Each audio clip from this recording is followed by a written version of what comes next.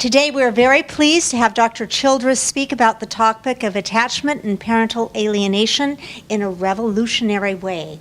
And just very briefly, I was reading Helen Fisher, who is a professor at Rutgers University, and she's a biological anthropologist. She talks about having three brain systems: one for lust, a system for romantic love, and a system or drive towards attachment.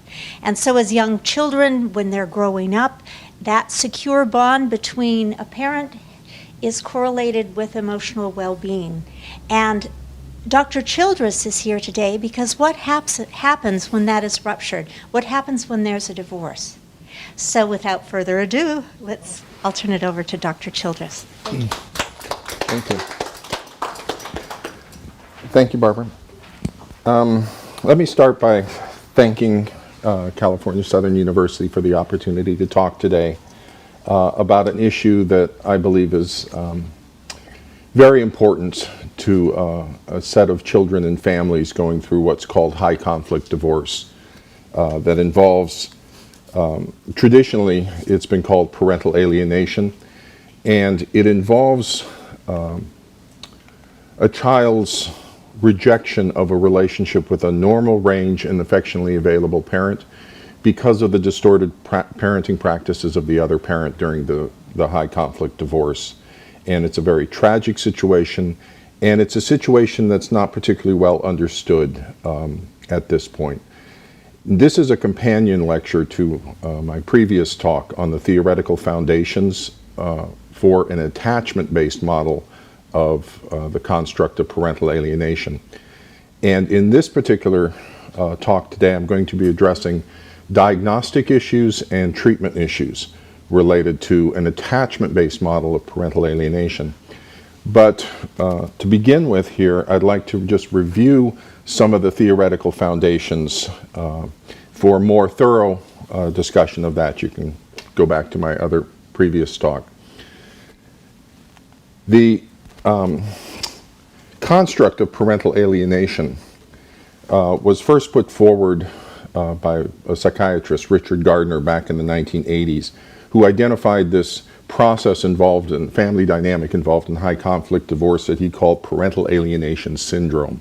It was a set of anecdotal clinical indicators that he identified related to one parent inducing the child's rejection of the other parent. And since the time that Gardner put forth the idea of parental alienation syndrome, it's received a lot of controversy. There are supporters for it, but there's also a number of detractors. It was labeled junk science. It didn't have a scientific foundation to it. He also put forward some ideas about false allegations of sexual abuse that also generated considerable controversy. The construct of parental alienation syndrome, from my perspective, is a failed paradigm. In the 30 years since it's first been introduced, it has failed to solve the problem associated with parental alienation and high conflict divorce. And from my perspective, while Gardner was accurate in identifying a clinical construct, he too quickly abandoned established psychological principles and constructs in defining what was going on.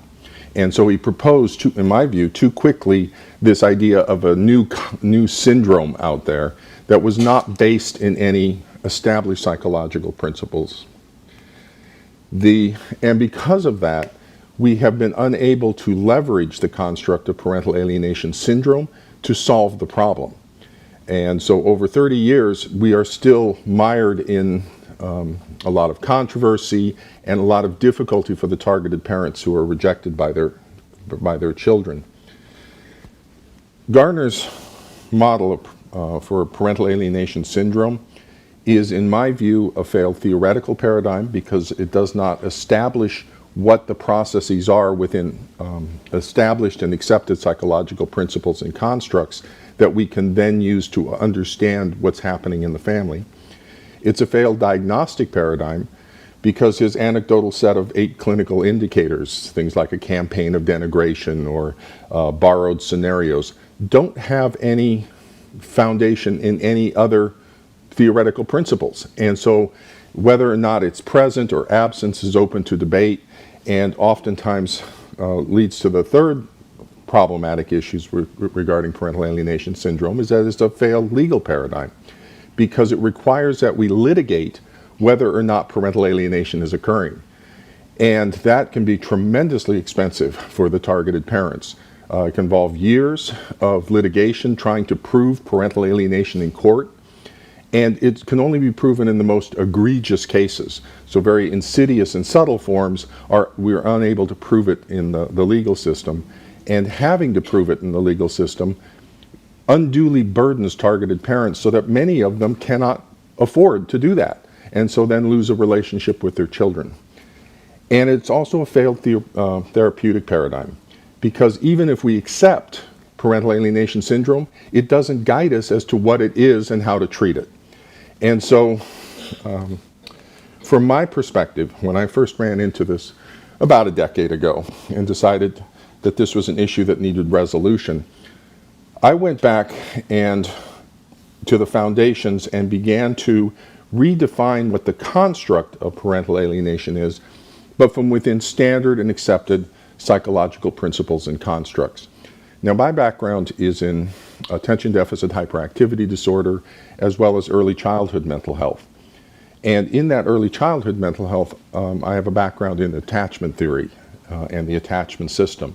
So it became, when I first ran into this, it was pretty obvious to me that this is a distortion to the child's attachment system.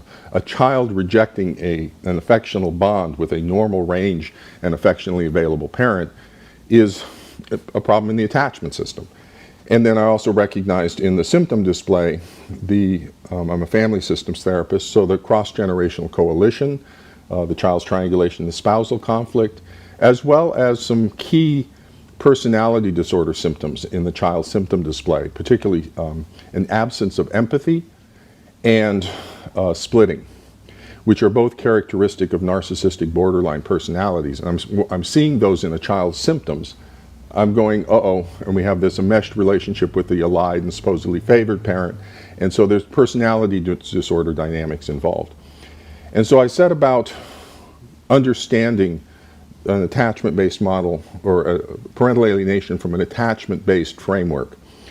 And the attachment-based model that I'll be talking about today and in the previous lecture acknowledges the clinical acumen, the accuracy of Richard Gardner in identifying something, but it goes back and reformulates what he identified as parental alienation from within standard and established psychological principles and constructs. So, an attachment-based model of parental alienation returns to the theoretical foundations that define the construct of parental alienation and corrects the earlier limitations by redefining the construct from within established principles and constructs.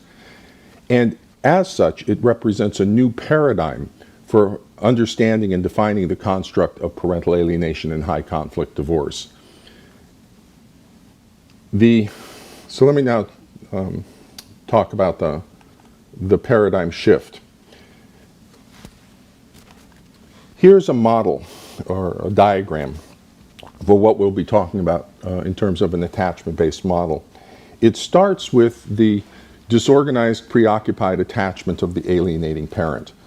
And that's technical, but that's the attachment system of the alienating parent is categorized, or the category of how we would define as disorganized, preoccupied. And that's what led to the formation of the narcissistic and borderline personality traits that we later see as the adult, but it also involves an attachment trauma. And so there's trauma networks in there as well that are both being activated. So we have two lines moving down in the dynamic. One having to do with the personality disorder manifestations of the alienating parent. The other having to do with the attachment trauma. And what's going to happen in the attachment trauma is there's going to be a reenactment in the current family relationships of that attachment trauma. And that's going to be critical to understanding both the diagnosis and its treatment. That we're dealing with a trauma issue here. From the personality disorder side, we're getting an enactment of the narcissistic inadequacy, fears and the borderline fears of abandonment. And so those are beginning to distort the family processes. In understanding this complicated or complex psychological dynamic, it's valuable to approach it with some degree of organization. And the way I've organized an understanding of it is along 3 levels. There's the surface level, which involves the family systems dynamics and what's happening in the family systems. Beneath that is the underlying personality disorder issues that are driving the family systems processes. Underneath the personality disorder level is the attachment system dysfunctions that are driving the personality disorder, that are driving the family systems. So as we discuss an attachment-based model of parental alienation, it's helpful to kind of get clarity as to which level we're talking about so we don't get all confused all over the place. And so the attachment system drives the narcissistic borderline personality processes, which then drive the family dynamics. So at the family systems level, the surface level, what's going on is the inability of the family to transition from an intact family structure to a separated family structure. And this is classic family systems work, that when the family has difficulty transitioning for whatever challenges they face, symptoms emerge within the family to help balance it and maintain homeostasis within the family. So, and I discuss this a lot of times with my clients, just because there's a divorce doesn't mean the family is disappearing. We're transitioning from an intact family structure that's united by the marriage to a separated family structure that's now united by the child. But the family is still there because the child serves the uniting function. The more conflict in the parents, the more conflict in the child trying to serve that uniting function. So what we would hope is that the parents can reduce their conflict so the child can serve that uniting function in a peaceful way, and we can move from a intact family structure to a separated family structure. The problem that's emerging within this construct of parental alienation is the triangulation of the child into that spousal conflict through the formation of what's called a cross-generational parent-child coalition of the child with a narcissistic borderline parent. And here's Salvador Minuchin talking about that cross-generational coalition. The boundary between the parental subsystem and the child becomes diffuse, and the boundary around the parent-child triad, which should be diffuse, becomes inappropriately rigid.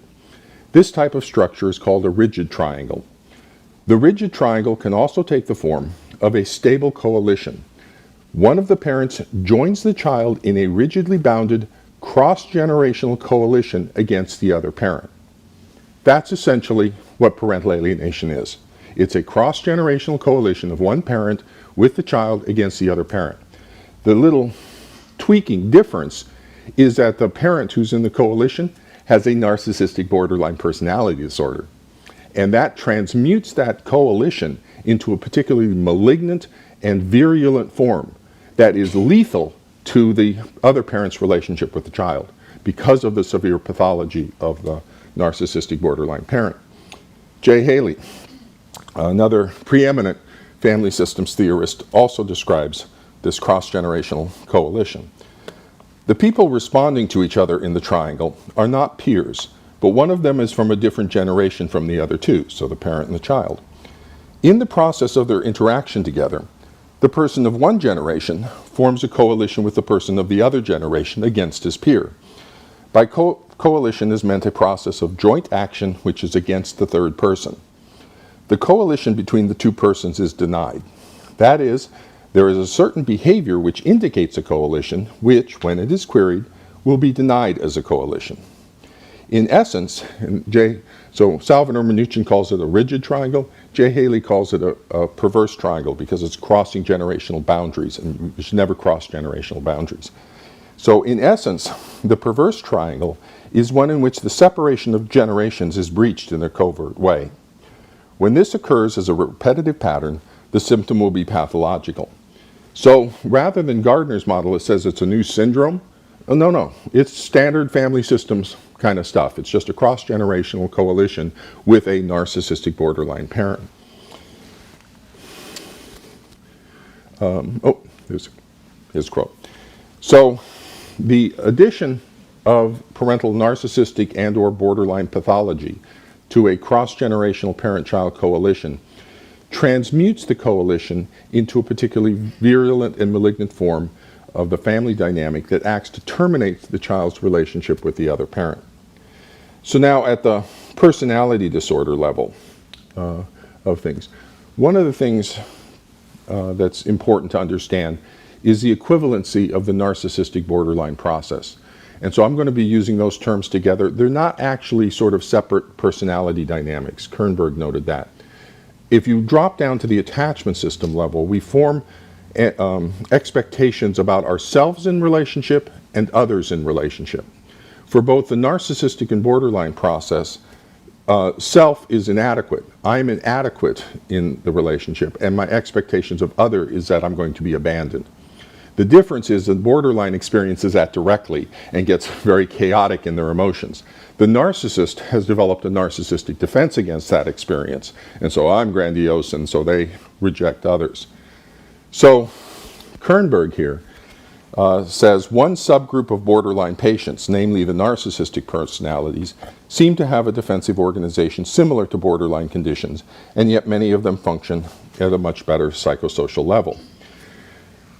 The defensive organization of these patients, narcissists, is quite similar to that of the borderline personality organization in general. What distinguishes many of the patients with narcissistic personalities from the usual borderline patient is their relatively good social functioning, their better impulse control, and the capacity for active, consistent work in some areas which permits them to partially fulfill their ambitions of greatness and of obtaining admiration from others.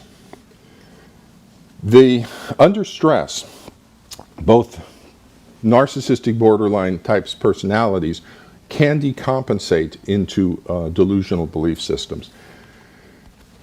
Theodore Milan, one of the preeminent experts on personality disorders, author of the gold standard for assessing personality disorders, the MCMI, comments or discusses the decompensation of a narcissistic personality under stress into delusional beliefs. Under conditions of unrelieved adversity and failure, narcissists may decompensate into paranoid disorders. Owing to their excessive use of fantasy mechanisms, they are disposed to misinterpret events and to construct delusional beliefs. Unwilling to accept constraints on their independence and unable to accept the viewpoints of others, narcissists may isolate themselves from the corrective effects of shared thinking.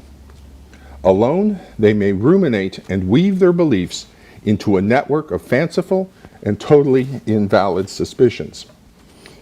Among narcissists, delusions often take form after a serious challenge or setback has upset their image of superiority and omnipotence. That's the divorce. They tend to exhibit compensatory grandiosity and jealousy delusions in which they reconstruct reality to match the image they are unable or unwilling to give up. Delusional systems may also develop as a result of having felt betrayed and humiliated. Again, the divorce is going to absolutely trigger that.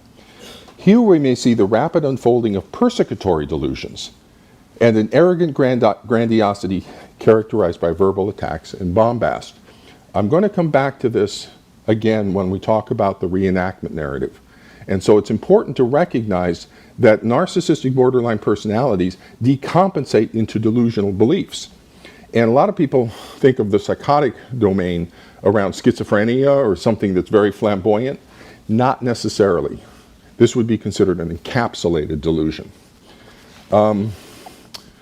Aaron Beck and his colleagues note that the diagnosis of borderline was introduced in the 1930s to label patients with problems that seem to fall somewhere between neuroses and psychoses. And so we're dealing with a decompensation into a false belief system that is intransigently held, coming out of these internal working models of attachment. And we'll talk about that in a little bit. So with the narcissistic dynamic, what we have is we have three sources of excessive anxiety being triggered for the narcissistic parent. The first is that reactivation of the attachment trauma, and I'll deal with that later. But for the personality disorder level, we have the activation of the narcissistic inadequacy fears. The divorce triggers, you are an inadequate spouse, you're an inadequate person, and because of that you're being rejected, which triggers the borderline fears of abandonment. And so the narcissistic borderline parent around the divorce has these two excessive anxieties, sources of anxiety to cope with. And the narcissistic parent misinterprets this excessive anxiety as representing an actual threat posed by the other parent, who is the triggering source of the anxiety. And so anxiety signals threat. They have a lot of anxiety. It must be something about you that is threatening. And because of that, the narcissistic personality organization begins to decompensate into persecutory delusional beliefs that the other parent represents a threat to the child. Why a threat to the child? We're going to understand that when we go into the attachment trauma. It's going to be funneled through, the anxiety is going to be funneled through the attachment patterns into a threat to the child. So the narcissistic borderline parent at the personality disorder level has to cope with these excessive anxieties, and they psychologically expel, through projective displacement onto the other parent, the narcissistic fear of inadequacy and the borderline fear of abandonment by means of the child's induced symptomatic rejection of the other parent. So that you're the inadequate parent, not me. You're the abandoned parent, not me. The child is rejecting you. The child wants me. I'm the ideal, all wonderful parent who will never be abandoned by the child. And so the whole process of what we call parental alienation, where the parent induces a child's rejection of the other parent, the narcissistic borderline parent is using the child in what's called a role reversal relationship to regulate that parent's own anxieties. It's not me that's inadequate, it's you. It's not me that's abandoned, it's you. I'm the wonderful parent who will never be abandoned. So the child's induced rejection of the targeted parent is being used by the narcissistic borderline parent to regulate the parent's own excessive anxiety of activated narcissistic inadequacy and the borderline fear of abandonment that was triggered by the rejection of the divorce. That in early childhood, what the phrase is the child is being used as a regulating other for the parent. By projectively displacing these inadequacy and abandonment fears onto the other parent through the child's rejection of the parent. So now let's drop the third level down to the foundations, which are the attachment system level. At the level of the attachment system creates internal working models of relationship expectations during childhood. Internal working models are Bowlby's phrase. Beck uses the word schemas. And so it creates these patterns of expectations about self and other in relationship. These internal working models then coalesce, as we move into adulthood, into what we would call personality factors. And if it's trauma involved, we're going to get some personality disorders. So more and more we're moving towards personality disorders, particularly narcissistic and borderline personality. We're beginning to understand them at the attachment system level rather than the personality disorder level. The attachment system and its internal working models of relationship expectations mediate all of our future responses regarding both the formation and the loss of close emotionally bonded relationships throughout the lifespan. So we have these patterns. They go quiet in most of our everyday lives as adults, but whenever we form new relationships, a spousal relationship or the attachment system will glow warm, and our patterns of expectations will begin to mediate the formation of those relationships. Or whenever we lose somebody that's close to us, the attachment system will also start to glow warm and mediate the loss and how we deal with the loss of situations. So that the divorce triggered the alienating parent's attachment system to mediate that loss experience. The formation of narcissistic and borderline personality disorder processes is the product of attachment trauma during childhood. That's just the way it is. We don't get narcissistic and borderline personalities unless we have attachment trauma. That's how it's produced. The internal working models for attachment figures in the alienating parents' traumatized attachment networks have three components. There's the victimized child, the abusive parent, and the protective parent. And the split between abusive parent and nurturing protective parent is called splitting. And I discussed that more in my previous talk on this. And so in that psychological process of the abusive trauma, the child psychologically splits their representational network for the parent into the abusive parent and the protective parent, so that as a way of managing the anxiety around a parent who's both a source of nurture and a source of threat. So in terms of the child's, or in terms of the alienating parents' attachment networks, at the point of divorce, we have the co-activation in the brain of two sets of attachment representations. One coming out of the internal working models from childhood that involves victimized child, abusive parent, protective parent, and one in the current relationships, which is the current child, the other parent, and the alienating parent. And notice there's a one-to-one correspondence there.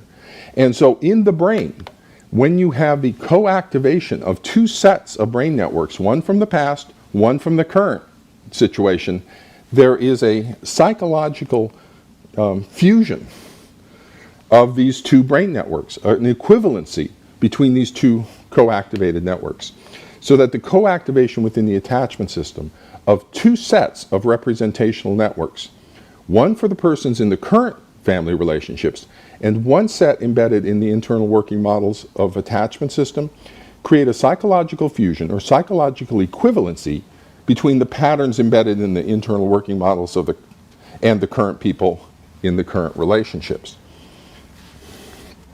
And so these two sets fuse into one. And so we have the victimized current child, the abusive targeted parent, and the protective alienating parent. And so within the distorted psychology of the narcissistic borderline mind, this becomes reality. This is the reactivation of their trauma. And this is what they see, and this is the decompensation into that delusional belief system. They lose track of what real people are actually the situation, and they begin to see the world in their trauma networks. And one of the key elements of this is that victimized child scenario, because that's the alienating parent as a child. That's the source of their tremendous anxiety. They were the victimized child. And so now this current child becomes symbolically their representation of themselves as a child, which they have to then protect from the abusive parent. And they begin to act out all this nonsense. So that rather than responding to the actual people in the current family relationship, the personality disordered alienating parent instead reenacts past childhood trauma attachment through the current relationships, with the victimized child being one of the key components of this.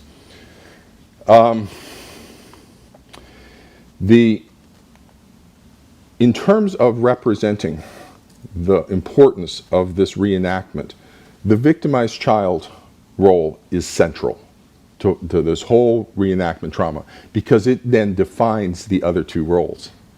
The moment the child is victimized, that automatically defines the targeted parent as being abusive. And the moment the child accepts the victimized child role, that automatically allows the alienating parent to be the protective parent.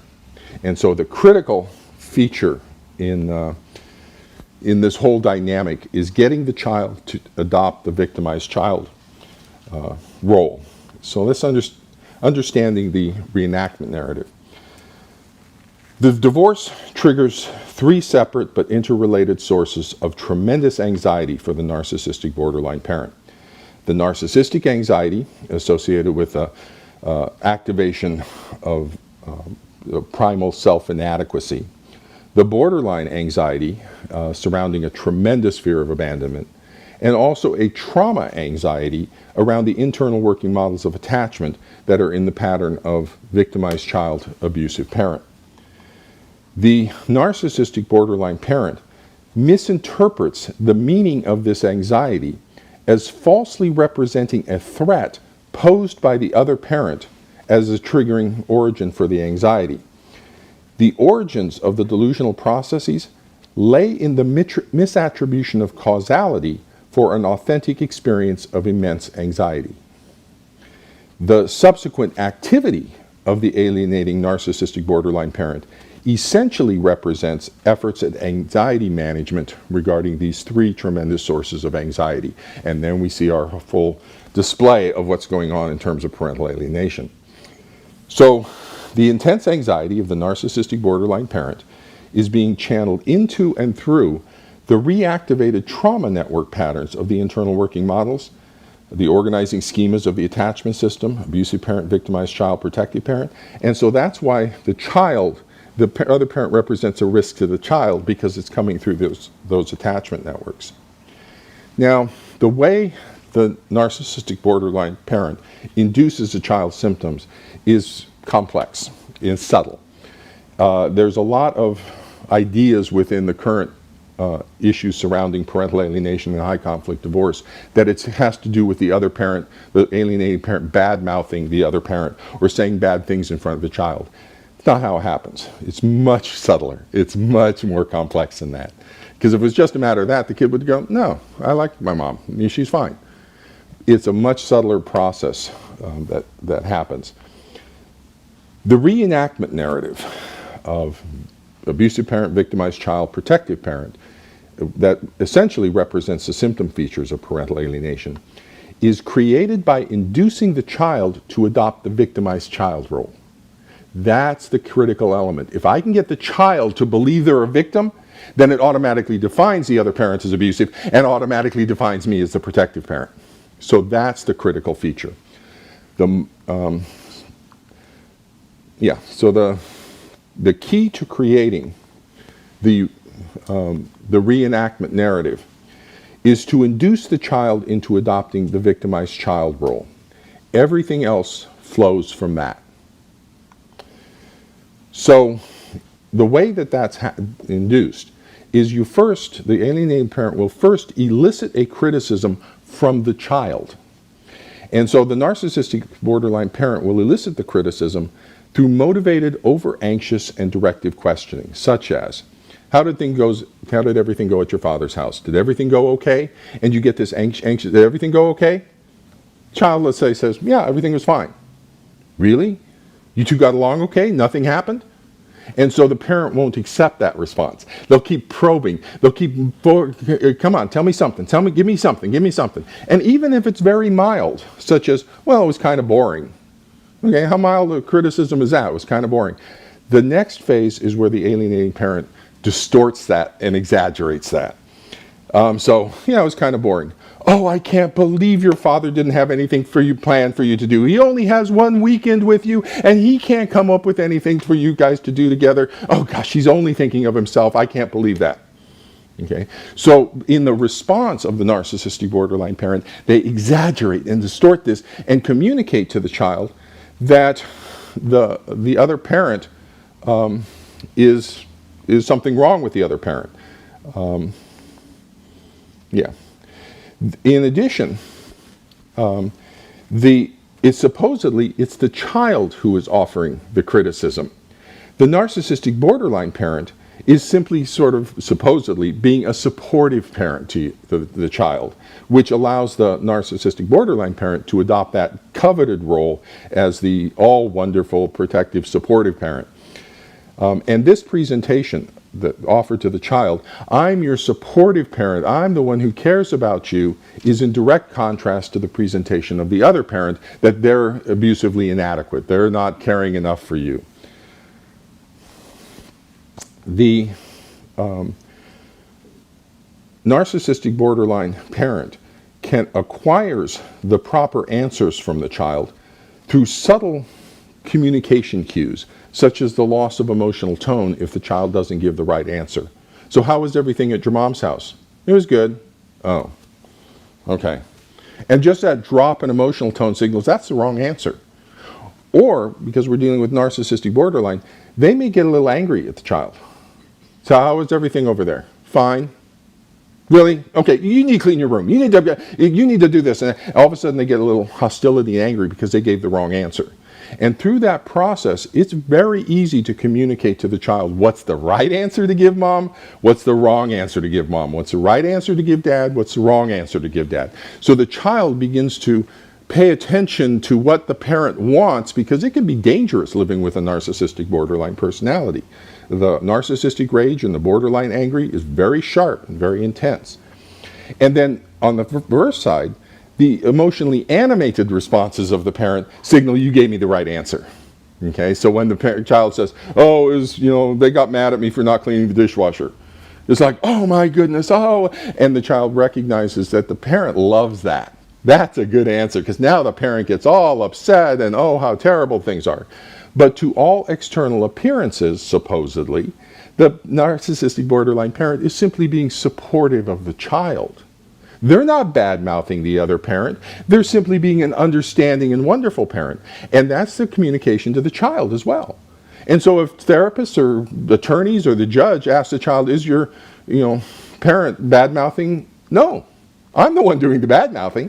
They're not doing it. It's me, which is a source of that independent thinker kind of thing regarding the child. The child is led into a belief that they are a victim and that they're the ones that are making the criticism.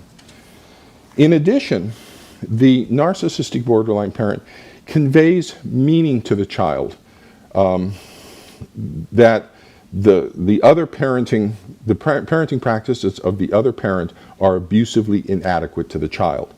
And so the parental outrage of, oh, they're treating you so terrible, communicates to the child that they are the victim. And it's this process of inducing this belief in the victimization of the child in which the narcissistic personality processes of sort of this grandiose entitlement are transferred to the child. And so later we will see that narcissistic grandiosity of judging the other parent and from an up top-down position, and this sense of entitlement that the targeted parent has to meet my needs to my satisfaction or else I get to judge them. Well, all of that's being communicated through the attitudes of the narcissistic borderline parent as they convey that to the child. And then finally, the final component of conveying meaning is that the narcissistic borderline personality conveys the appropriate themes for criticizing the other parent.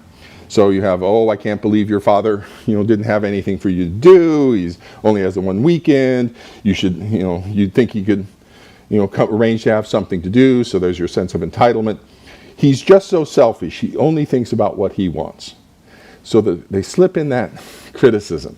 Oh, she has anger management problems. She was always this way. And there's your theme. And so as the child is getting this influence that they're supposed to criticize the other parent along these themes. And pretty soon the child comes home from visitations, parent says, how are things?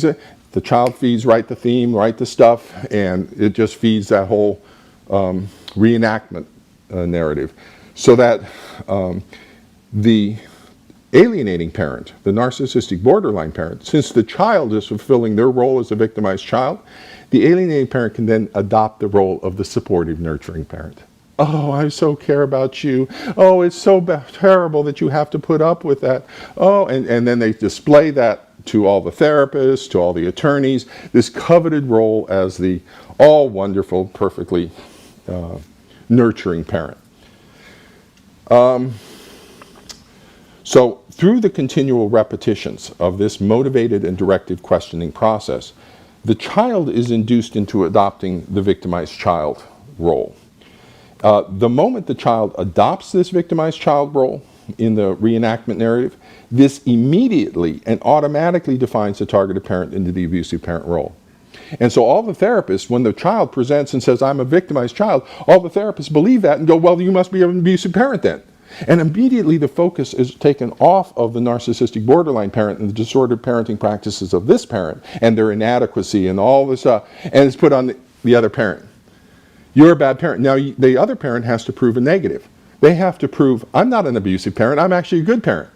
And so everybody's focused, and they have to, and it keeps the focus off the pathology of the narcissistic parent, which is what it's designed to do.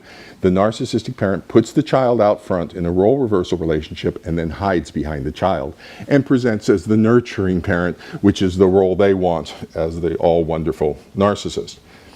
And that's where the victimized child role allows that narcissistic parent to adopt that protective parent role. The attachment system and the suppression of the child's attachment system. The attachment system evolved across millions of years of evolution, involving the selective predation of children. Predators are seeking the old, the weak, and the young. Children who bonded to parents got protection from predators. Children who didn't were eaten by predators. It's a very strong and resilient system. We all live in an attachment system. We all know what it's like to love our parents, even though they were kind of messed up, even though there were problems. We still love them. We still love our children, even though they're annoying at times, because of the strength of that attachment system. We understand how strong it is. But in this situation, we have a child rejecting a relationship with a normal range and affectionately available parent. How do we get that? How do we suppress the attachment system of a child? Well, this is how it occurs. By inducing the child into adopting the victimized child role, the other parent, the targeted parent, is immediately and automatically defined as the abusive parent. And by defining the other parent as a threat to the child, as abusively inadequate parent, this automatically suppresses a child's attachment bonding motivations towards this supposedly abusive parent. Because children are not motivated to bond to the threat, to the predator. Instead, children are motivated to flee from the threat and to bond to the protective parent. So the moment the child is induced into this belief that they're a victim, then their attachment system is shut off towards that predator, and they are motivated to bond to the supposedly protective parent, which is the role of the narcissistic borderline parent. And these are exactly the symptoms of parental alienation. Right there. The child is fleeing from the threat, and they will say, oh, they're horrible to me, they're a really bad parent, and they are hyper-bonded to the narcissistic borderline parent. They don't separate. Now, if you know anything about the attachment system, a secure attachment, the child ventures out into the world and then comes back. A child who is preoccupied on maintaining a relationship with a parent, that's called an insecure attachment. Insecure, preoccupied, or anxious ambivalent because of a variably available parent. But that's what we see with parental alienation. The child's hyper-bonding motivation towards a narcissistic borderline parent isn't a symptom of healthy bonding, it's a symptom of pathological bonding. It's an insecure attachment. The child's not going out and forming new relationships with the other parent. Instead, the child's hyper-focused on the alienating parent. So the child seeks to flee from the supposed threat posed by the abusive targeted parent, and the child seeks the continual protective proximity of the supposedly protective parent, which is the role being prominently displayed and adopted by the narcissistic borderline parent. But none of this narrative is true. The child is not a victim. The parenting practices of the targeted rejected parent are not abusive. And the narcissistic borderline parent is not the ideal, wonderful, all-nurturing parent. It is a false narrative created by a narcissistic borderline parent as an outward recreation of this parent's own attachment trauma history. At its core, the varied processes of what we would traditionally describe as parental alienation represent an outward manifestation of psychotic, delusional processes of a narcissistic borderline parent arising from the distorted internal working models of attachment in which past childhood trauma is being recreated and reenacted in current relationships. This is very serious psychopathology. Not only is it personality disordered psychopathology, the reenactment out of childhood of these trauma shifts it over into a delusional psychotic process within the family. And now I will remind you of what Theodore Milan said about the decompensation of a narcissistic personality into delusional beliefs, into persecutory delusional beliefs. That's exactly what's going on. is we have this psychotic process within this family. And what astounds me is that mental health therapists are entirely missing the extent of the psychopathology within this family. Holy cow, this is really serious. And they just think it's normal range kind of parent-child stuff, and they don't recognize it, they don't see it. So the schematic diagrams for describing this process. First, you have the 3 levels at the attachment system level, personality disorder level, the family systems level. And then this particular schematic shows how the disorganized, preoccupied attachment of the alienating parent moves into both attachment trauma and the personality disorder processes that are then reactivated in the divorce as a borderline fear of abandonment and the narcissistic inadequacy. The borderline fear of abandonment leads to what's called the invalidating environment, discussed by Marshall Linehan, and the narcissist decompensates into persecutory delusions that are also being fed by the attachment trauma that then create the suppression of the child's attachment system and the projection of the narcissistic inadequacy and borderline abandonment fears onto the other parent. Complicated, complex, because the inner world of a narcissistic borderline parent is a complicated, complex place, with trauma histories and all this kind of stuff. But while it may seem complicated on first blush, it stays the same. This will be the same tomorrow as it was yesterday. It'll be the same next week, 6 months from now. This is very structured, it's very continual. This is what it is. It will always stay this way. So as you become more and more familiar with it, you go, okay, I get it. The clarity begins to move through because it's not something that's highly variable or changing all the time. So now, understanding what is going on then allows us to identify where should we look to diagnosis. What features stand out in this that we can diagnose this reliably and in every case. So there's a set of 3 diagnostic indicators by which we can reliably diagnose this every time it occurs and differentially diagnose it when it's not occurring. The presence in the child's symptom display. So I'm not worried about how these two are interacting. I don't need to diagnose a narcissistic personality. That's going down a rabbit hole if I try to diagnose a parent. I'm looking at the child's symptom display because I'm looking at the influence of that on the child. So the presence in the child's symptom display of 3 specific diagnostic indicators represents definitive clinical evidence for the presence of pathogenic parenting. Now, the word parental alienation is not a clinical term. As a clinical psychologist, I don't know what that means. The correct clinical term is pathogenic parenting.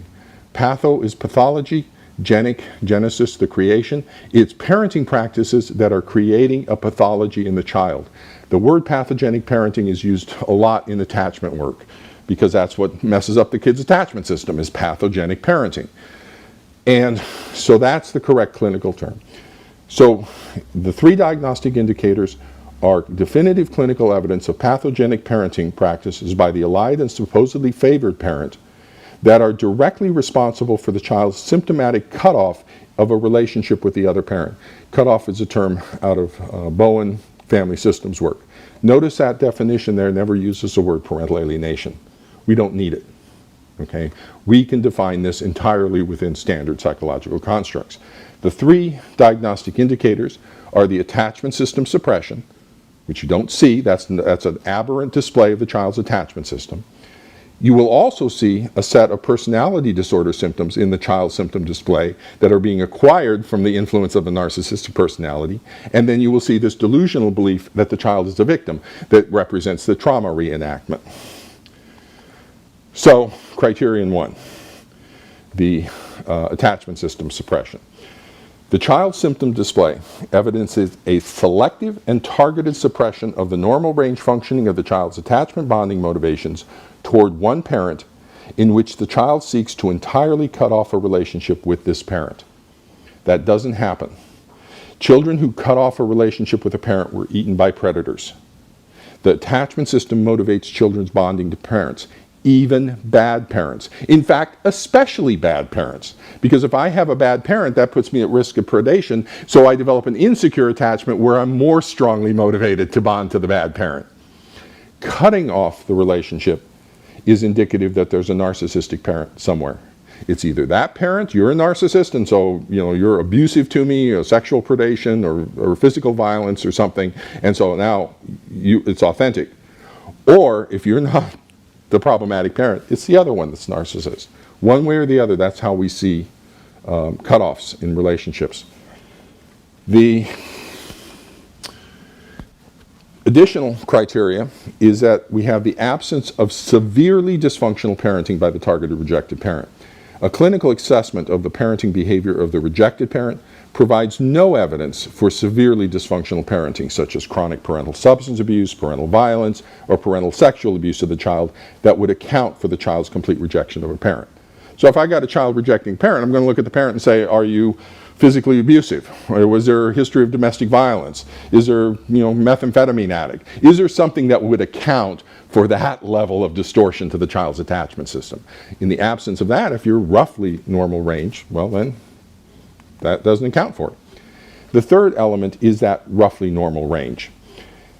That the parenting practices of the targeted rejected parent are assessed to be broadly normal range, with due consideration given to the broad spectrum of acceptable parenting practices typically displayed in normal range families. We need to get away from microanalyzing parenting of the targeted rejected parent. And so it's respect for what represents broadly normal range practices, and to the legitimate exercise of parental authority and parental prerogatives in establishing family values, and the exercise of normal range parental authority, leadership, and discipline within the parent-child relationship. And one of the ways I conceptualize this is if you put parenting practices on a scale from 0 to 100, with 0 into the spectrum being lax and permissive parenting, and the higher end being firm and structured parenting, normal range parenting practices would somewhere be between like 20 and 80 is normal range. The abnormal range is like 0 to 20 and 80 to 100. Now, as mental health people, we like balanced parenting. We like parents to use some degree of dialogue on the permissive side of things, but also to be firm and structured and provide guidance to the child. So we think the best parenting practices are sort of in the middle and combine a blend of those two qualities. Listening to the child is also providing structure. So we like parenting between the 40 to 60 range, okay, that combines some sort of blend. But that doesn't mean that the 20 to 40 and 60 to 80 are not normal range. The more you start to move towards those extremes, you're going to get more problems, but we shouldn't be microanalyzing and telling parents what they should do. Some parents like firm structure. That's their prerogative in establishing family values. Some parents like a little bit more lax and permissive. That's their right in establishing their family values according to their cultural belief systems, according to who they are. We shouldn't get in. If the parenting practices are broadly normal range, then we should see an attachment system bond. It's only those very extreme ones that we're concerned about. The second set of symptoms or symptomatic diagnostic indicator are narcissistic personality symptoms in the child symptom display. The child symptom display toward the targeted rejected parent will evidence a specific set of 5 narcissistic and borderline personality disorder symptoms that are diagnostically indicative of parental influence on the child of a narcissistic borderline personality. So 5 a priori predicted symptoms. Those symptoms are the grandiosity, that the child will display a grandiosity where they're elevated in the family hierarchy above the targeted parent to where the child feels entitled to judge that parent, and judge that parent as both a parent and as a person. There's an absence of empathy.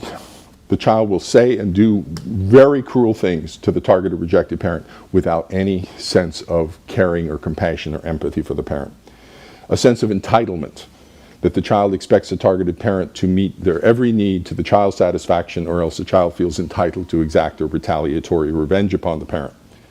The child will display a haughty and arrogant attitude towards the parent, of contemptuous disdain for who that parent is as a person, and then the splitting. The child will see the targeted parent as the all bad parent and the narcissistic parent as the all wonderful parent. And so these are what I refer to as the psychological fingerprints of control on the child by a narcissistic borderline parent. The only way the child acquires narcissistic personality disorder symptoms is from the influence of a narcissistic parent. They do not arise endogenously to a child. Never occur.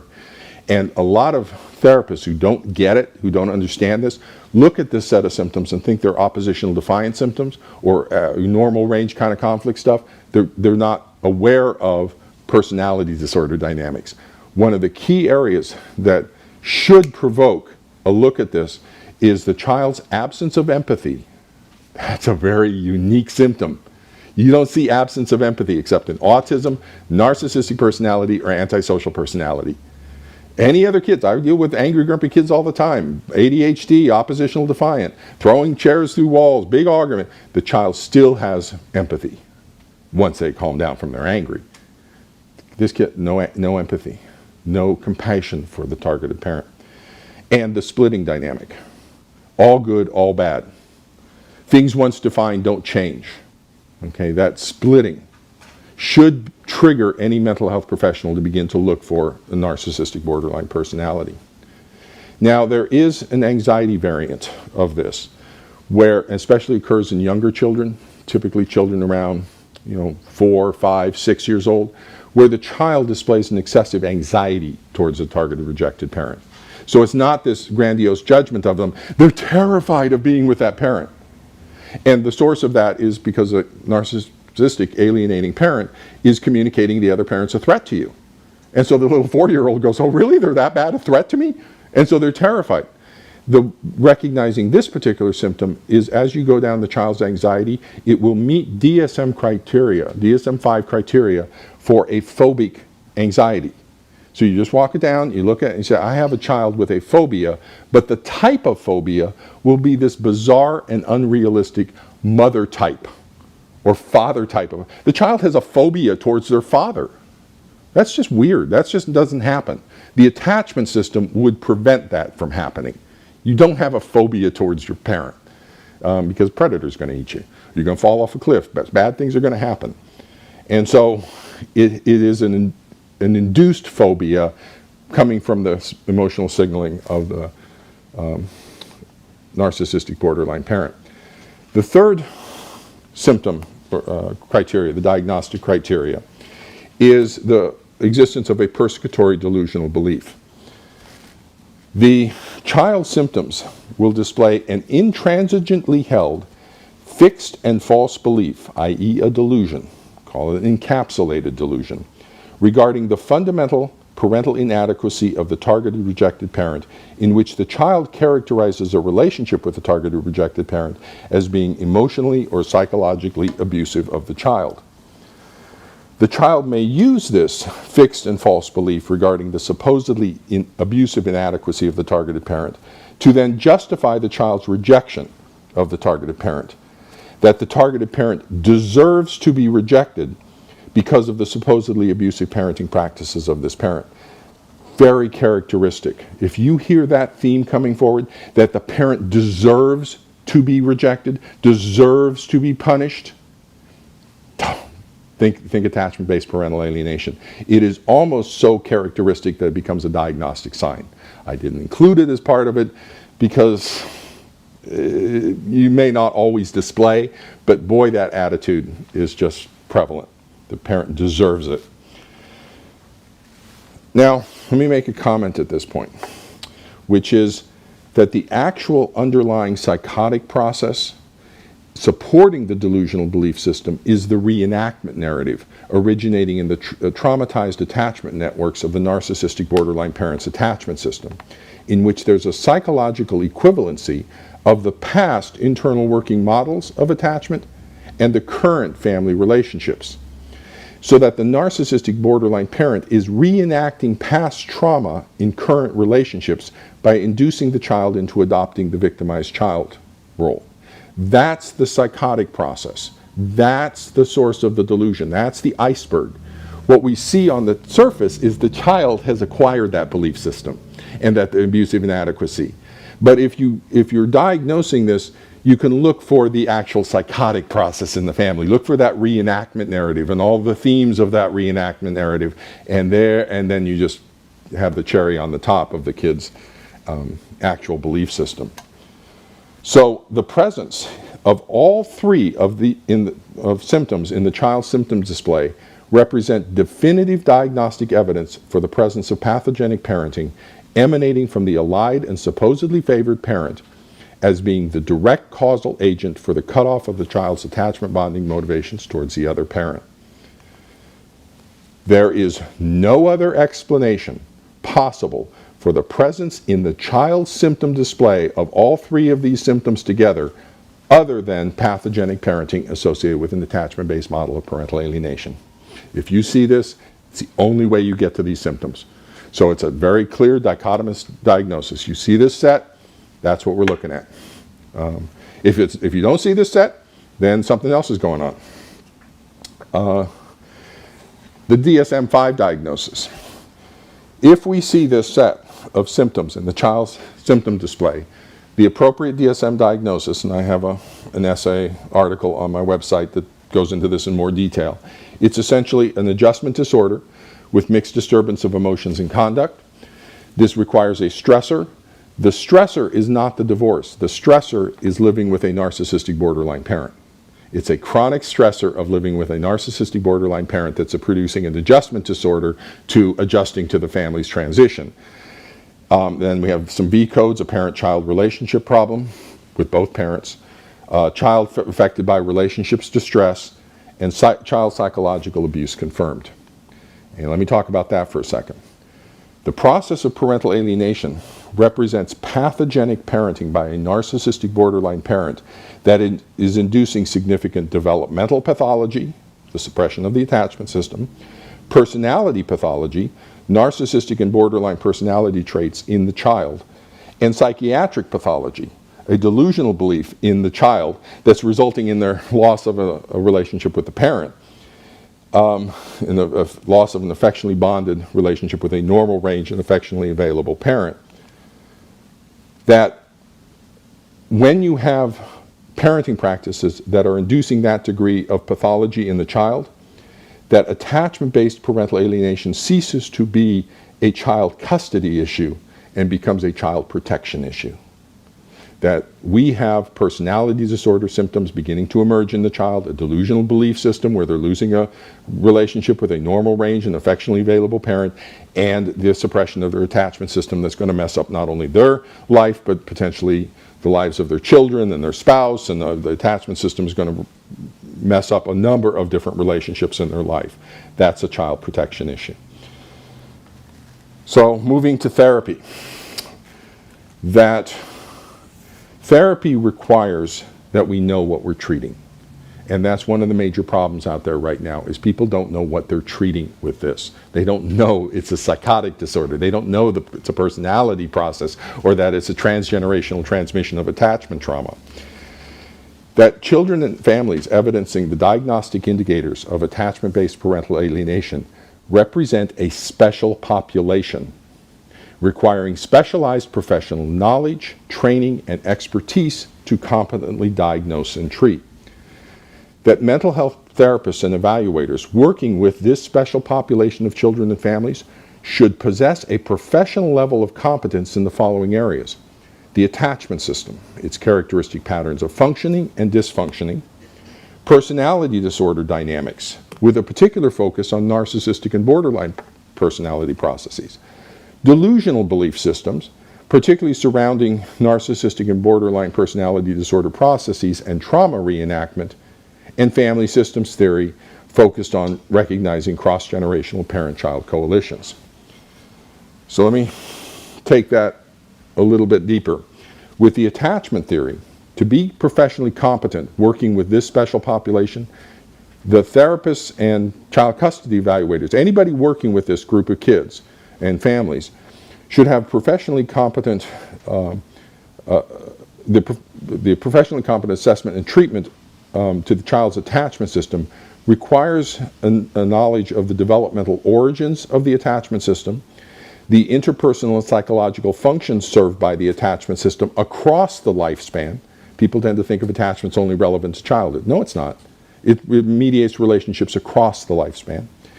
Characteristic features of the attachment system and the characteristic patterns of dysfunctioning, so that the child's bonding to the supposedly favored parent is not a sign of secure attachment. That's actually a sign of insecure attachment. We need to understand these sort of things if you're going to work with the attachment system.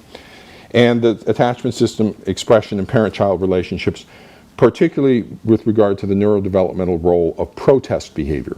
Protest behavior is designed to elicit greater parental involvement, and there's reasons for that.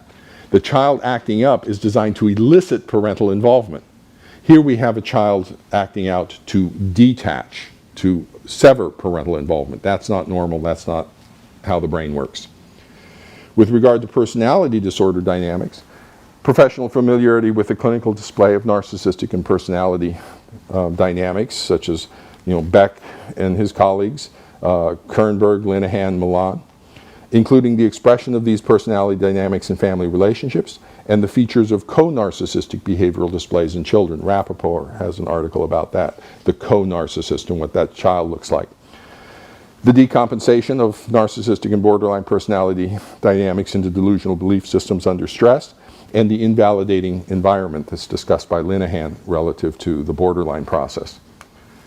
At the delusional level, competent professional practice with this special population requires a professional understanding for the formation of delusional belief systems, particularly those associated with the psychological decompensation of narcissistic and borderline personality organization, and including the interpersonal relationship and communication processes by which these false beliefs can be transmitted to a child within a parent-child relationship. Things like parent-child enmeshment, parental emotional signaling, selective and differential parental attunement and misattunement to the children's behavior and to their inner experience, as well as children's predisposition to socially reference parents for meaning, particularly in ambivalent situations or in situations where there's parent signaling there's a threat or a danger. So understanding child development and how the children work and that parent-child relationship works is critical. Now, on this issue of attunement and misattunement, let me just explain those words for a second. It comes out of early childhood stuff. If a child is hungry and the parent feeds the child, that's an attuned response. If the child has a messy diaper and the parent comes changes the diaper, that's an attuned response. If the child is hungry and the parent changes the diaper, that's a misattuned response. If the child has a messy diaper and the parent feeds the child, that's a misattuned response. So it's not a behavior per se, it's how synchronous and aligned that parental behavior is with the child's experience. And so it's like if you think of waveforms. If the parent is attuned to the child, that amplifies the wave because they're troughing and peaking on the same rhythm. If the child and parent are misattuned, that dampens the child's inner experience because the parent's peaking and the child's troughing, or the child's peaking and the parent's. And so the child's misattuned responses suppress the child's inner experience. Attuned responses amplify it. And so that's how the alienating parent, when the child says, how was the time with your dad? And the kid says, oh, great, wonderful. And the parent goes, oh, and gets all dejected. That's a misattuned response to the child's happiness, which will then suppress the child's experience of happiness. When the child says, oh, it's kind of boring, and they go, really, it was so boring? That's a tuned response to the child's criticism, which will amplify the child's criticism. And so that's how this process is transmitted. It's not through just overtly bad-mouthing the other parent. And if you're going to work with this special population, you have to understand how this stuff works. Family systems theory, that professionally competent assessment and treatment of this special population requires a knowledge of family systems theory because you're dealing with family systems. And so structural and strategic family systems are highly recommended, and particularly focused on this issue of the cross-generational coalition, the child's triangulation cross-generational coalition. Failure to possess the specialized professional knowledge, training, and expertise to appropriately diagnose and treat this special population of children and families, family processes, represents practice beyond the boundaries of professional competence in possible violation of professional practice standards. Ethical standards for psychologists, Standard 2.02. Psychologists provide services, teach, and conduct research with populations and in areas only within their boundaries of competence based on their education, training, supervised experience, consultation, study, and professional experience. Humanistic child therapy that focuses on validating the child's feelings is absolutely the wrong thing to do. The family processes of parental alienation represent a shared delusional belief in which the child is being induced into adopting and accepting the false role as a victim within the trauma reenactment narrative of the narcissistic borderline parent. Validating a patient's delusional beliefs as a result of professional ignorance regarding the necessary areas of professional expertise required for treatment is colluding with the pathology and represents incompetent therapy. Professionally incompetent therapy as a product of professional ignorance and from practice beyond the boundaries of professional competence in violation of professional practice standards that results in harm to the client, the unresolved developmental personality and psychiatric pathology, and the loss for the child of a relationship with a normal range and affectionately available parent would likely represent irresponsible and negligent practice that could expose the therapist to a malpractice lawsuit from the targeted parent. You're not allowed to treat stuff that you don't know what you're doing. If a patient has cancer and a podiatrist diagnoses and begins treating the cancer with blood pressure medication and the patient dies, that would be considered malpractice. We need to begin to develop professional competence in treating this domain of parent and family issues. Therapy requires knowing what we're treating. Children and families evidencing the clinical and diagnostic indicators of attachment-based parental alienation represent a special population requiring specialized professional knowledge and expertise to competently diagnose and treat.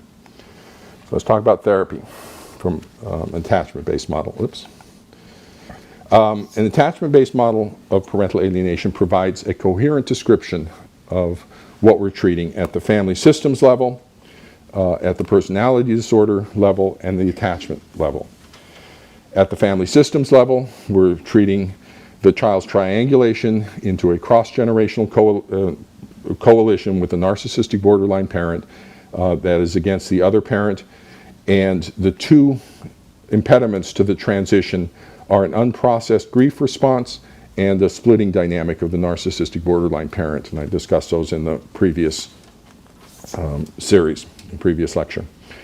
At the personality disorder level, we're treating anxiety management efforts of a narcissistic borderline parent through the projective displacement of the narcissistic fears of inadequacy and borderline fears of abandonment onto the other parent by means of the child's induced rejection of the other parent. And the narcissistic borderline parent is decompensating under the rejection of the divorce into delusional beliefs regarding the supposed abusiveness of the other parent. At the level of the attachment system, it represents the transgenerational transmission of attachment trauma from the childhood of the narcissistic borderline parent to the current family relationships. The transmission process involves creating a reenactment in current family relationships of the childhood trauma embedded in the internal working models of the alienating parent's attachment system. Pathogenic parenting practices by a narcissistic borderline parent that are inducing significant developmental, personality, and psychiatric pathology in the child. In order for the parent to use the child in a role reversal relationship as a regulatory object to regulate the parent's own anxieties, and in which results in the loss for the child of a relationship with a normal range, loving, and affectionately available parent, represents the psychological abuse of the child. Therapy. Central to the understanding therapy is the misattribution of grief. The central feature of the child's experience in attachment-based parental alienation is the misattribution by the child of an authentic grief response. Initially, this grief is triggered by the loss of the intact family, but then this grief and loss experience for the child is increased exponentially once the child begins rejecting an affectionately bonded relationship with the beloved but now rejected targeted parent. The attachment system, described by Mary Ainsworth here, I define an affectional bond as a relatively long-enduring tie in which the partner is important as a unique individual and is interchangeable with none other. In an affectional bond, there is a desire to maintain closeness to the partner. In older children and adults, notice she talks older children and adults, the attachment system is relevant across the lifespan. In older children and adults, that closeness may come to some extent, or may to some extent be sustained over time and distance and during absences. But nevertheless, there is at least an intermittent desire to establish proximity and interaction, and pleasure, often joy, upon reunion. Inexplicable separation tends to cause distress, and permanent loss would cause grief. An attachment is an affectional bond, and hence an attachment figure is never wholly interchangeable with or replaceable by another, even though there may be others to whom one is also attached. In attachments, as in other affectional bonds, there is a need to maintain proximity, distress upon inexplicable separation, pleasure and joy upon reunion, and grief at loss. In parental alienation, where's the child's grief response at losing the targeted parent? It's not there. The child shows no grief response. But the attachment system is going to produce a grief response. The attachment system is like the hunger system. It's a primary motivational system. If you don't eat, you're going to get hungry. If you break a parent-child bond, you're going to have grief. Where's the child's grief response? That's the critical question, and that's where therapy needs to focus. Because once we get that grief response, everything's going to be resolved. Kernberg talks about narcissistic processing of sadness. They, narcissists, are especially deficient in genuine feelings of sadness and mournful longing. Their incapacity for experiencing depressive reactions is a basic feature of their personalities. Narcissistic borderline personalities don't experience that sadness. When abandoned or disappointed by other people, they may show what on the surface looks like depression, but which on further examination emerges as anger and resentment loaded with revengeful wishes, rather than real sadness for the loss of a person whom they appreciated. Under the distorting influence of the narcissistic borderline parent, who interprets sadness as anger and resentment loaded with revengeful wishes, the child is led into a similar misinterpretation as the narcissistic borderline parent regarding the child's authentic feelings of sadness, loss, and grief as being anger and resentment loaded with revengeful wishes against the other parent. That the child misinterprets an authentic grief response as something bad the targeted parent is doing to cause the child's sadness, because we hurt when people do bad things to us. So when the child is with the targeted parent, the child's attachment system motivates them to bond to the parent. But they're not bonding to the parent, so they feel a greater grief response and they hurt more. When the child is away from the targeted parent, over with the alienating parent, the targeted parent isn't there, their attachment system quiets down for bonding, so they have less grief response. They hurt less. I'm with the parent, I hurt more. I'm away from the parent, I hurt less. It must be something about that parent that's bad, because I can feel it for myself. I can feel what, and under the influence of the narcissistic parent who's telling the child there's something bad about that parent, the child comes to believe that. No, that's not true. That's not true. The reason you hurt with this parent is because you love them. You want to hug. You want to bond with them. That's why, and you're not allowing yourself to do that. That's why it hurts. The child has just acquired a misattribution of the grief response under the distorting influence. All therapy is helping the child recognize what's going on. No, that parent's fine. You just need to love the parent. And the moment the child bonds to the parent, the sadness and grief goes away and the child goes, oh, is that what it was? Oh, silly me, okay. And now we got a healthy family. So it's not all that complicated to treat. We just need to rebalance the child out of the distortions of the narcissistic borderline parent. So under the distorting influence of the narcissistic borderline parent, the child interprets this rise and fall in hurting as evidence that it's actually the other parent, because I hurt more with you and I hurt less without you. Now, this is the origins of what Gardner called the independent thinker phenomena. That the child actually believes that, no, it's me, I know it's not my dad who's influencing me, I actually believe this. Because the child has what the child believes is evidence of the bad parenting. No. It's actually because of the misattributed grief response. And once we understand this within established psychological principles, I can then explain the independent thinker phenomena as what it actually is, a misattribution grief response, and then we know how to treat it and what to do about it. So the central feature in therapy is helping the child acquire an accurate attribution for their feelings of hurt relative to the targeted rejected parent. Phases of therapy, what we would call reunification therapy. There's basically 4 different phases that we want to go through. The first is the rescue of the child, a protective separation from the pathology of the narcissistic borderline parent during the active phase of treatment. Once we get treatment resolved, we reestablish that. Then we recover the child's authenticity, we recover the parent-child relationship, and then we reintroduce the pathology of the narcissistic borderline parent. So the protective separation. Professional responsibilities require that the child be protectively separated from the pathogenic parenting practices of the narcissistic borderline parent during the active phase of treatment. First, because it's an appropriate professional response to the existence of psychological developmental child abuse, which we should take a protective response.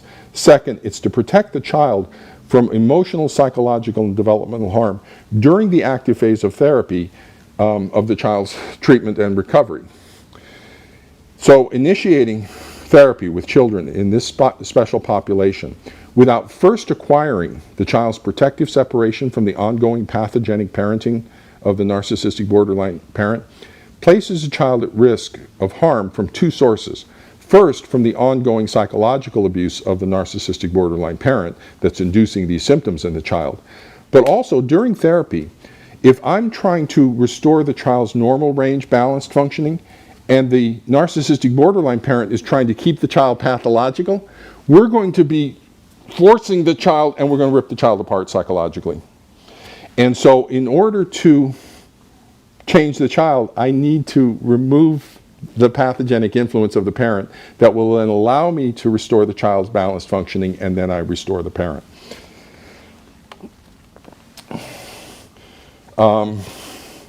So the breakdown of appropriate generational boundaries between parents and children significantly increases the risk for emotional abuse. This is Carrig. When parent-child boundaries are violated, the implications for developmental pathology are significant. Poor boundaries interfere with the child's capacity for progress through development, which Anna Freud suggested is the defining feature of child psychopathology. Only Moore and Silver talk about narcissistic use of the child. Only insofar as parents fail in their capacity for empathic attunement and responsiveness can they objectify their children, consider them narcissistic extensions of themselves, and abuse them. It is the parents' view of their children as vehicles for satisfaction of their own needs, accompanied by a simultaneously disregard for those of the child, that makes the victimization possible. The issues of parental alienation are not child custody and visitation, they're child protection. The pathogenic parenting that's inducing severe distortions to the child's attachment system, personality formation, and a delusional belief system where the child is losing a relationship with a loving and affectionate parent represents a form of psychological development child abuse that warrants a child protection response. And so the presence in the child symptom display of the 3 diagnostic indicators shifts it from child custody and visitation over to a child protection issue. We want to protect the child from being turned into a psychological battleground between our efforts to restore the child and the efforts of the narcissistic parent to continue the child's pathology. The narcissistic parent will actively resist therapy because the child is serving as a regulatory object for them. And so it's not us who's turning the child into a battleground, it's the efforts of the narcissistic borderline parent to keep the child pathological that is resulting in the destruction of the child. So turning the child into a psychological battleground runs a considerable risk of harming the child emotionally, psychologically, and developmentally. Standard 3.04 of the American Psychological Association Ethics Code says psychologists take reasonable steps to avoid harming their clients and patients and to minimize harm where it is foreseeable and unavoidable. Standard 10.10 on terminating therapy. Psychologists terminate therapy when it becomes reasonably clear that the child, client, patient no longer needs the service, is not likely to benefit, or is being harmed by continued service. Requiring protective separation of the child from the ongoing pathogenic parenting practices of the narcissistic borderline parent during the active phase of treatment meets the professional obligation to minimize harm where it is foreseeable and unavoidable. Without protectively separating the child first and trying to conduct therapy will either expose the child to psychological, emotional, and developmental harm by turning the child into a psychological battleground as a result of the continuing pathogenic influence of a narcissistic borderline parent in possible violation of standards 3.04 and 10.10a, or avoid turning the child into a psychological battleground by remaining ineffective, which would then require termination of therapy under standard 10.10a. The therapy itself, once we get the protective separation, we recover the child's authenticity. This involves processing that grief and sadness, helping the child rebond to the parent and learn that, oh, that's what it was. It was grief and sadness. And so I would attune to the child's expressions of bonding, and I would misattune to all the narcissistic symptoms, all the pathology that the parent's a bad parent. No, they're not. They're fine. We want to restore the child's empathy. Okay, that's a critical feature. That's a very concerning symptom. The absence of empathy has been associated with the capacity for human cruelty. And so it's critical to the child's healthy development that we restore that child's empathy for the targeted rejected parent. And so in my own therapy, I talk about issues of values, issues of compassion, those sorts of things. And as you talk about those things, or you bring up issues about compassion and empathy, I'll sometimes use quotes from the Dalai Lama or from other people. What I'm doing is I'm bringing this emotions through cognitive mediation. And so I'm decreasing the emotional intensity of their anger and bringing up to cognitive mediation and talking to the child about who do you want to be as a person. You don't want to be this angry, hostile. No, you want to be a kind person. And so helping them recover that empathy. Challenge their psychopathology. So when they're judging of the parent from this top-down kind of position, or sense of entitlement, or the haughty and arrogant attitude, all those narcissistic symptoms, I want to misattune to those. And when I get normal kid, I attune to that. Which leads to the final point here, which is supporting the child's authenticity. Normal kids are annoying sometimes. Normal kids don't pick up their rooms. Normal kids don't follow parental instructions. I don't want simply to recover a child who's obedient to the narcissistic parent and now they're obedient to us. I don't want to replace one overlord with the other. I want a healthy kid.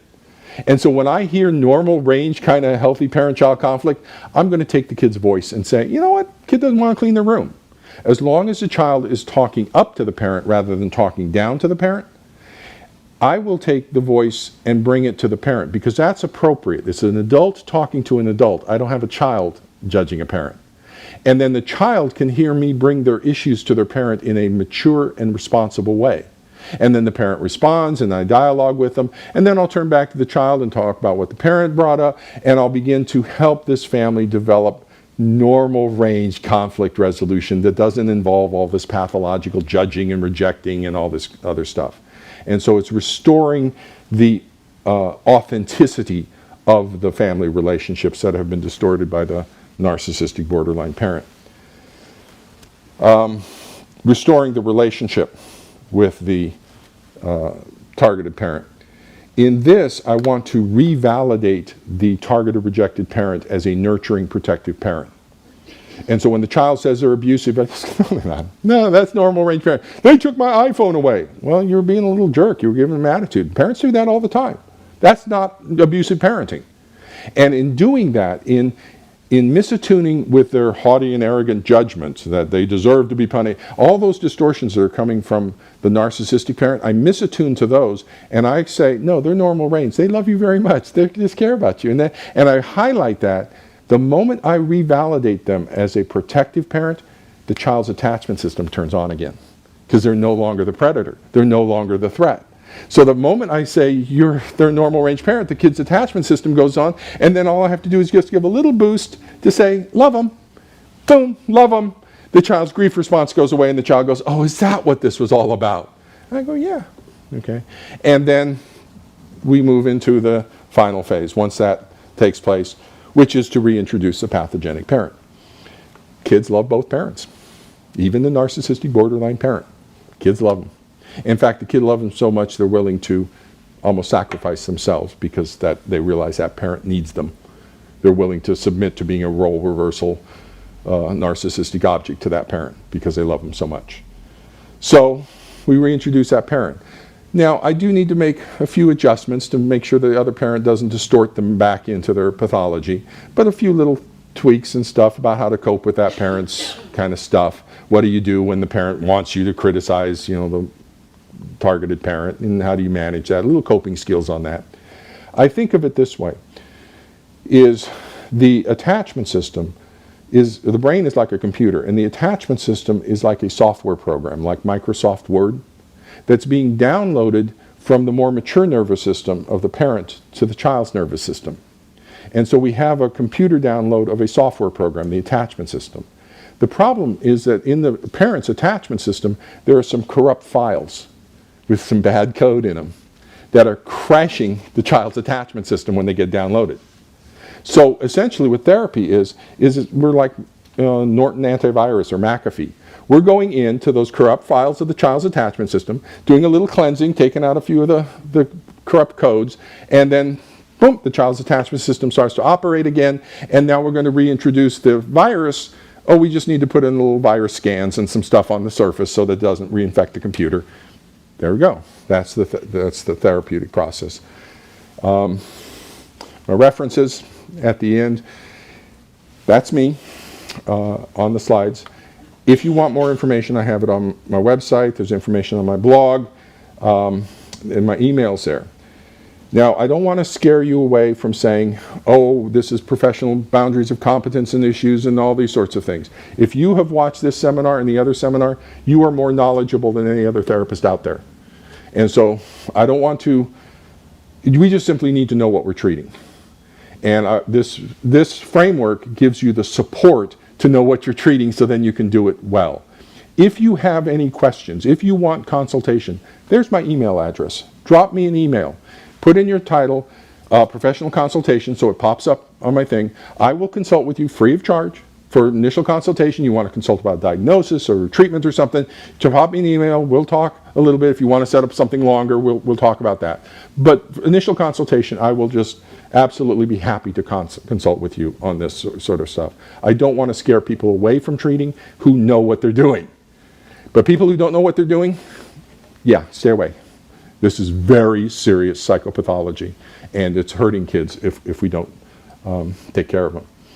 So that's me. Open up for questions here. Great. Thank you so much. That was fantastic. We've got probably more questions than I've ever fielded. So I'll start with a few from the, as I normally do, from the online audience, and I'll give you a chance to gather your thoughts here in person. The first question, when there are multiple children in the family, does the narcissistic borderline parent typically target one or more than one of the children? And as a follow-up, what are some of the factors that lead the parent to target that particular child or children amongst the others? They will typically target one because you notice the reenactment has 3 characters, okay? And so they will fill the 3 characters: abusive parent, victimized child, protective parent. Typically they start with the oldest child. Now that's not always the case, and it may be variable on different families, and a mother may have issues around the male child or father and whatever it is. And so you may see variations of that, but typically you see the older child is the one that's targeted for rejection first. They're the child that's a victimized child. The other younger sibs are spared for the time being. Once this pathology is locked into place, then the parent and the alienating parent will grab the other kids and draw them in to this, because it has to do with the splitting dynamic. For the narcissistic borderline parent, Ambiguity is impossible. It's either all good or all bad. So if you are the ex-husband, you must also become the ex-father. If you are the ex-wife, you must become the ex-mother. There's no ambiguity. And so eventually, all the children will move into that role. This question just popped up as I was going down my list here. I thought it was interesting. During protective separation, does the child go with the targeted parent? Where does the child typically go? There's no problem with the targeted parent, of course. There's no problem with that parent. You're fine. The child will display all sorts of protest. But that's only indicative of how severe the pathology was. All that protest was under the surface. And then once we do something, the child will display their grandiosity. They will defy court orders and run away from the parent. Court orders say you have to be over there. But I don't have to listen to court orders. That's your narcissism. I don't have to do, and they will get very angry and display all of this. But it'll calm down. And as it calms down, we then open up the grief response, bond to the child, everything's fine. As long as everything's fine, everything's fine. Is there potentially a risk, physical, psychological, to the parent if they do not reject the targeted parent to the satisfaction of the narcissistic borderline parent? Is there a risk to the child if they don't reject the targeted parent to the, yes, it's a hostage situation. And the narcissistic angry is referred to as narcissistic rage. It's angry combined with disgust. And for a child to get that signal from a parent of disgust mixed with angry, it's very disturbing. And borderline rage is just very hostile and very chaotic. And so the child living with a narcissistic borderline parent learns to read that parent and keep that parent regulated because it's survival living with that parent. And so if that parent needs me to make displays at visitation transfers, no, don't make me go with that parent. I don't want to. That's what I'm doing because I have to live with this narcissistic borderline parent, and it's very dangerous. That's why unless we can protect the child, how can I ask that child to show love for that parent? Unless I can protect him from the retaliation of a narcissistic borderline parent who is absolutely tied into using that child as a regulatory object. And so I have to be able to protect the child before I can ask the child to bond. So protective separation is essential to treatment that is in the best interest and doesn't harm the child. Another question I thought was really interesting. Have you seen cases where both parents display narcissistic borderline behavior and are almost simultaneously trying to establish a coalition with the child? I have not seen that because very rarely do two narcissists marry each other. Okay, but I have seen distorted family processes where both parents are trying to get the child in the coalition and stuff, but you don't see the three diagnostic indicators in the child. You'll see a child who's messing up at school, a child who's acting out, a child who's using drugs, all these other stuff. But you don't see the three diagnostic indicators under that case. The other thing I have seen is about 25 to 30% of people who come to me because of my background in parental alienation is it turns out the supposedly targeted parent is the narcissist who says, I can't understand why the child would reject me. I'm wonderful. But the parent has no empathy for the child. And so the child is going, ow, it hurts to be in relationship with you because you have no empathy. Oh, I'm the wonderful parent. What do you mean? It must be the other parent who's turning you against me because I'm so wonderful. But again, in those cases, you do not see the three diagnostic indicators. You don't see the personality disorder traits in the child's symptom display. You don't see a suppression of the attachment system. The child still wants to bond with that parent, but they can't because that parent's a narcissist. And if you know what you're looking for, you see it in the targeted parent that, oh, you're the narcissist, aren't you? And so, the idea, and that's where it's so helpful to move away from Gardner and move into standard sort of psychological processes. We have a student who has an adult client that is the product, comes from a high conflict divorce, but significantly in the past, years and years ago. Displays all the indicators of having been the victim of pathogenic parenting. What might be some strategies for working with this adult client years after the fact regarding this dysfunctional system and his maladaptive beliefs? The critical issue on that goes back to that grief response. that they have an unmetabolized, unprocessed grief. And what happens in parental alienation is, what happens in normal range grief, parent dies, the child grieves. In parental alienation, the child grieves and so must psychologically kill the parent in order to resolve their grief. And so it's reversed. Problem is that parent's not dead. The parent's available. But they can never restore a relationship with that parent because then they have to overcome that, open up that grief and get through it. And so they just want to seal it over and keep it down. And so the early cutoff is likely to remain a lifelong cutoff because the person doesn't want to process it. But then they have this sadness buried in them. And so that depression or substance abuse or other issues will kind of coalesce around that unprocessed and unmetabolized grief. So helping them process that grief response and recognize what it is, and then reach out and resolve to that parent that was in the past. Okay, so it's not wonderful, it's not great, but at least you've opened up the ties and bonds and you can move on and resolve. Aloha. Hi. I'm Willie Taguchi. I just retired from the Air Force, and one of the things in my training has been taught to treat the family as a system, which you're a family system orientated. And in this case, what I'm hearing is that you treat the child. What is happening to the parents while the child's being treated? Are they under also therapy as well? Yeah, in terms of the child, I treat the child and targeted rejected parents. So I'm working in the relationship. So I'm always doing family sessions between the two. Sometimes I might have a little individual session here and there, but for the most part, I'm dealing with their relationship. But I think it's also important, and I am mindful of incorporating the narcissistic parent, because the fundamental issue from the family systems perspective is the inability of the family to process grief and therefore make a transition from an intact family to and it's the narcissistic parent who's having that problem processing the grief and sadness about the loss of the intact family and what it means for their self-esteem and all this other abandon. And so if possible, I like to meet with that parent and see if I can relax their stuff. In some cases, I've been able to work with the two parents and work with the couple to help them process the meaning of their divorce and marriage so that we can metabolize that sadness without blame.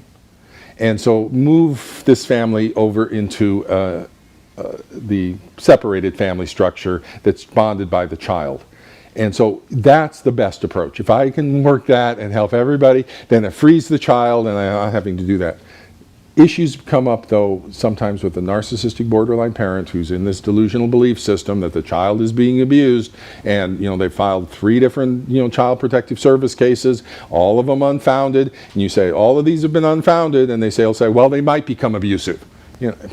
There's not much I can do with that parent, and so it depends on how flexible or workable that parent is, the narcissistic borderline parent, to resolve things. But fundamentally, my client is the kid. I need to make sure my kid's back on a normal developmental line. The other feature that's important on this in terms of taking care of my kid is that maturation processes go in phases of about every 2 years. So, 8 to 10, 10 to 12, 12 to 14. If we spend too long treating this, kids are losing whole maturational periods with a bonded, loving, affectionate parent that are just messing up their later problems. So we need to jump on this and get this done pretty fast. I prefer within 6 months of getting everything solved, and then we can bring the other parent back in and move forward on things. Yeah, especially when that child is a symptom bearer of what's been happening and as they're being brought up in that family. So appreciate your guidance there. Thank you.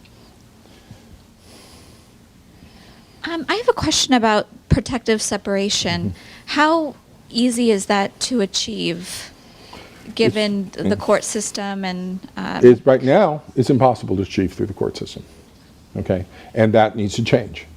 But it won't change until mental health begins to realize the nature and degree of the pathology and can speak with a single voice to the courts and say, this is what we need for treatment. Now, for me right now, in terms of my practice, ethical practice, I will not treat a case of this without a protective separation. And I would recommend that to all therapists out there because we're putting the child at risk of harm. Problem is, we're going to have a lot of incompetent therapists who will.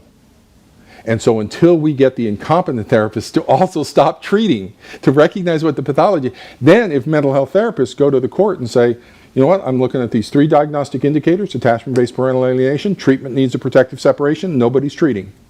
The court will say, oh, okay, then we need a protective separation. That would be really easy to achieve.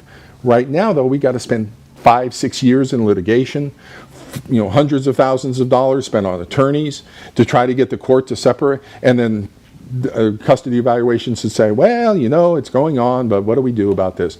And so right now, it's a failed paradigm. Gardner's model is a failed paradigm. Once we switch over to an attachment-based paradigm, the solutions begin to emerge.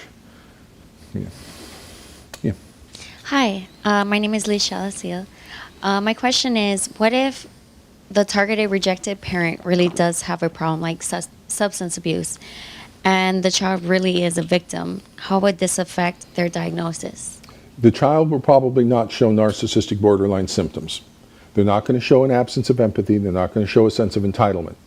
The child won't show a suppression to their attachment system. They'll say, I want to have a relationship with dad, but it's hard because he's alcoholic, or it's hard because he's it. And so one of my questions sometimes is, let's say I'm a pretty good therapist and I'm able to fix your dad. Would you then be okay with having him? And the kid goes, well, you can't. And I say, well, let's say I'm really good and I can. And the kid says, well, if you can fix him, yeah. Okay. And it makes sense to me. I'm seeing an alcoholic dad. I'm seeing a substance abuse. I'm seeing some sort of, it makes sense to me. I see, it's not normal range parenting. This is problematic. And so I'm working for my client, my kid, and I say, I see what you're talking about. Okay, I got it. And so I don't see, and it's not delusional, because the kid is a victim. That's not, so I don't see my 3 diagnostic indicators. And so now we're just dealing with normal range family stuff that we see every day, abusive parents, and it moves out of this domain. Yeah. Well, unfortunately, we're up against the clock, but before we go, a couple of quick items. First, and most important, on behalf of the entire university, I'd like to thank Dr. Childress for another fascinating and informative lecture. Thanks so much for returning today. Thank you.